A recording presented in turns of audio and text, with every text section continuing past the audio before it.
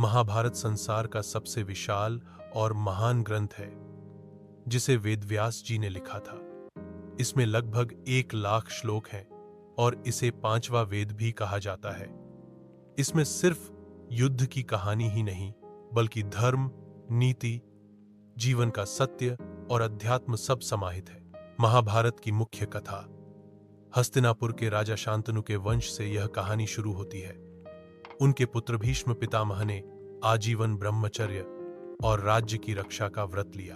बाद में उनके वंश में 2 राजकुमार हुए, धृतराष्ट्र जो अंधे थे और पांडु।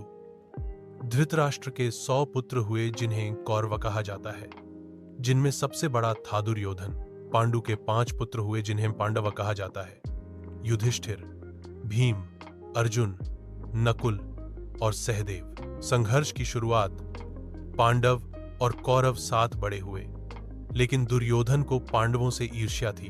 दुर्योधन ने छल से युधिष्ठिर को जुए के खेल में हराकर पांडवों को वनवास भेज दिया। पांडवों को 13 वर्ष वनवास और 1 वर्ष अज्ञातवास भोगना पड़ा। कुरुक्षेत्र का युद्ध। जब पांडव वापस लौटे तो दुर्योधन ने उनका राज्य लौटाने से इनकार कर दिया। परिणामस्वरूप कुरुक्षेत्र युद्ध हुआ, जो 18 दिन तक चला। युद्ध में भीष्म, द्रोण, कर्ण जैसे महान योद्धा लड़े। श्री कृष्ण ने अर्जुन के सारथी बनकर उन्हें भगवद गीता का ज्ञान दिया। युद्ध का अंत। अंततः पांडवों ने विजय प्राप्त की और कौरवों का नाश हुआ, लेकिन इस युद्ध में लगभग पूरा वंश नष्ट हो गया। बाद में युधिष्ठिर हस्तिनापुर के राजा बने।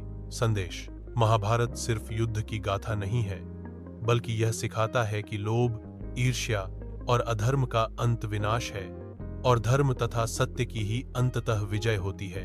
चैनल को सब्सक्राइब करना ना भूलें।